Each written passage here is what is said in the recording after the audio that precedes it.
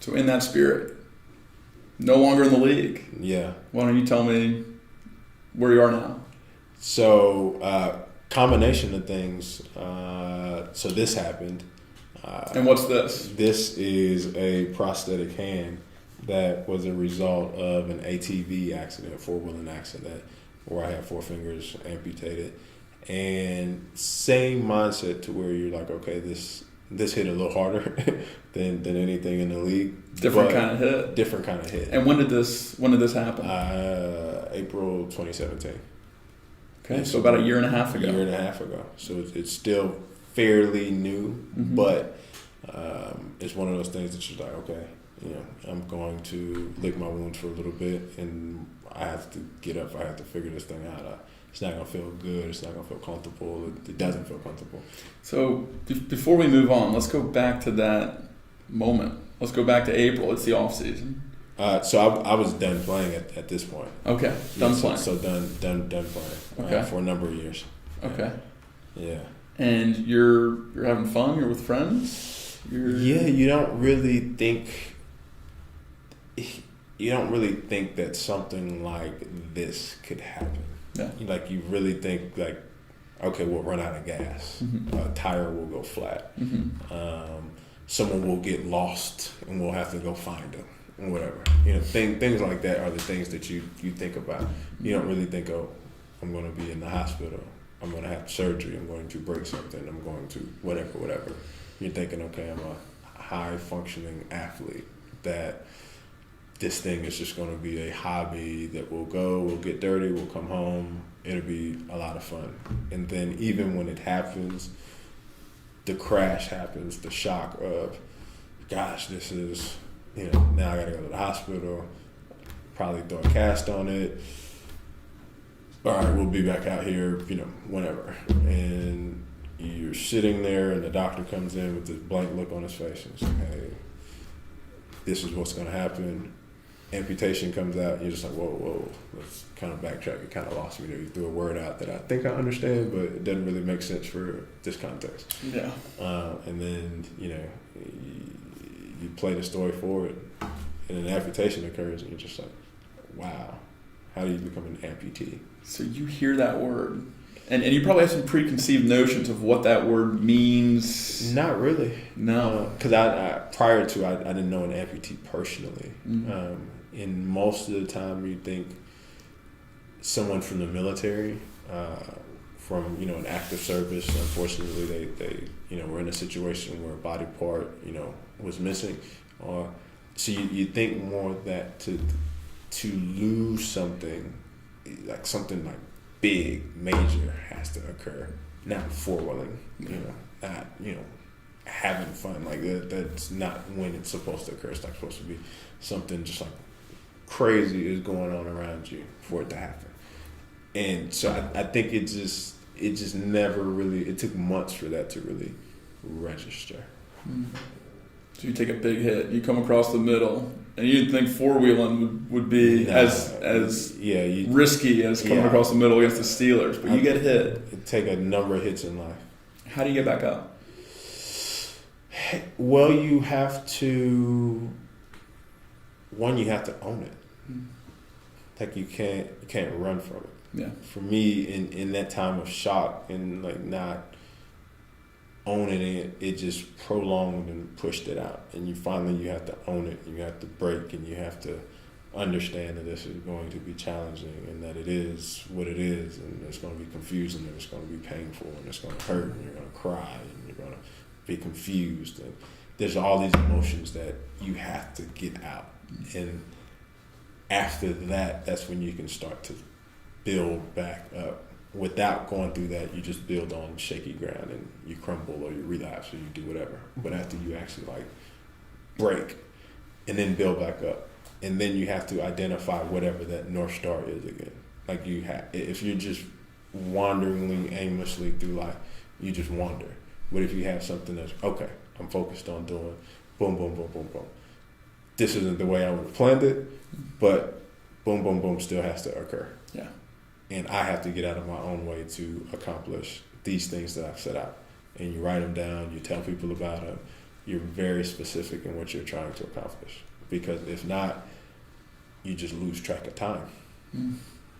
That's solid gold, man. That's awesome. So those boom, boom, boom, boom, boom. What are your booms right now? What is that new vision? What is a combination of things? Okay. One of the things that I noticed, one is very challenging to get these devices. Okay, like, they're not cheap. Insurance can be very tricky, and that's even for a guy that has gone through the NFL and has what I would consider really good insurance. It's still very challenging. And my accident happened when I was 30. So in thinking about a kid who has to go through the same thing and they haven't lived life and they don't have some of the life experiences and it's not of any fault of their own that they have to go through. So the first boom is creating a foundation that raises money to pay for kids' prosthetic devices. Next year we're having a tennis tournament. I'm actually in the process of learning how to play tennis now, so I don't get knocked out of that tournament. Nice. Okay. So either I'm going to get really good, or my partner is going to be like Roger Federer or something. Pulling some weight. He'll pull the weight. Or John is, not to put him on the spot. I'm sure you got game. You got more time to prepare too. Yeah. I have probably about 6 months to prepare. Okay. 6-7 months. So that's the first boom.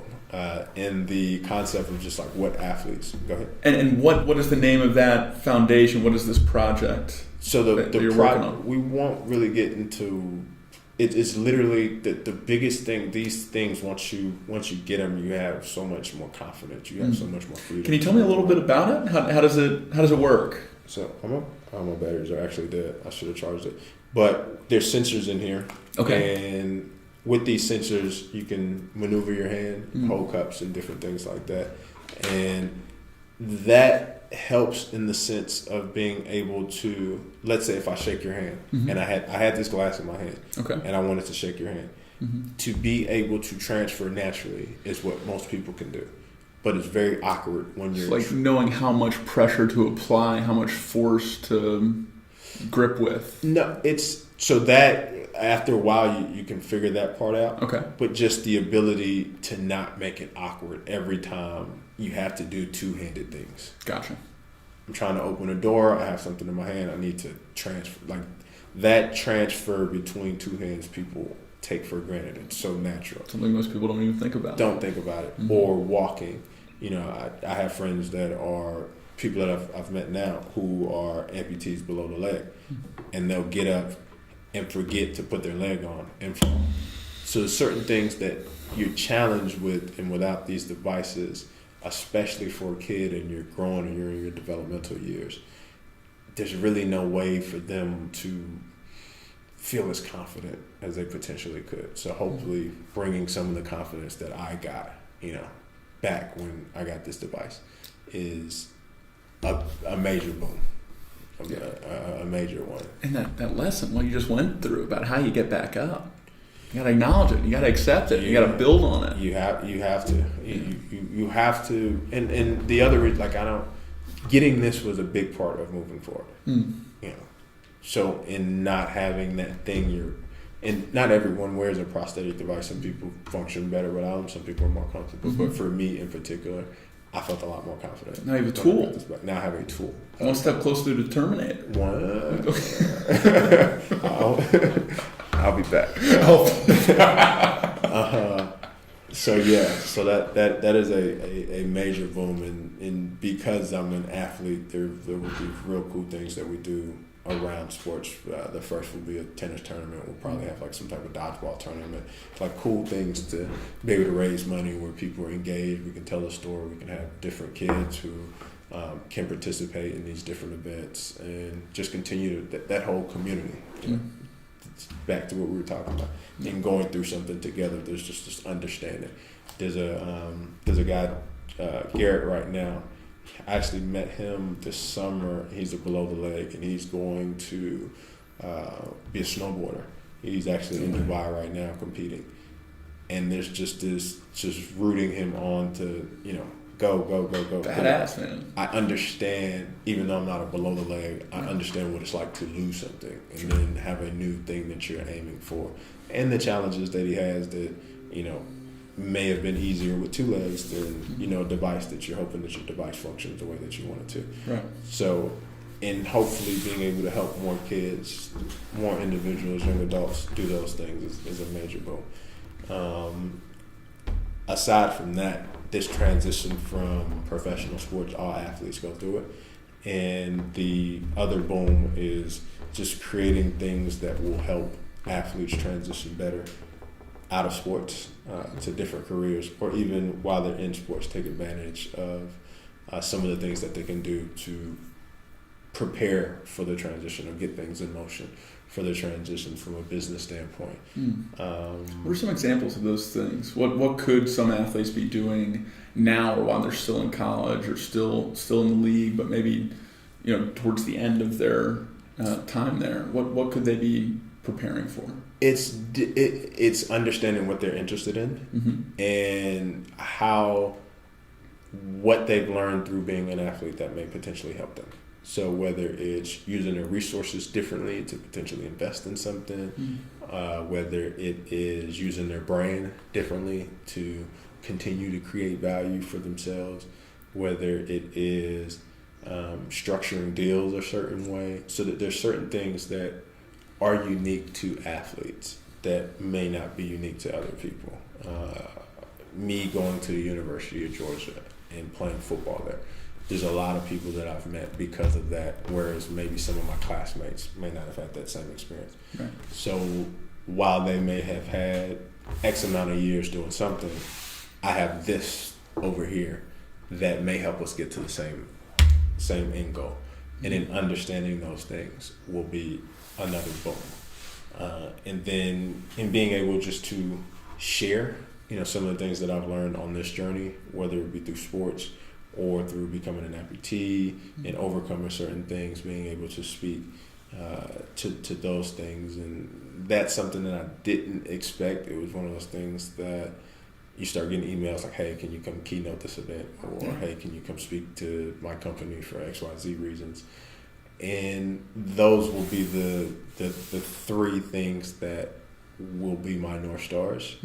And I won't compromise those things for other things. Back to being extremely focused as to what I'm trying to accomplish.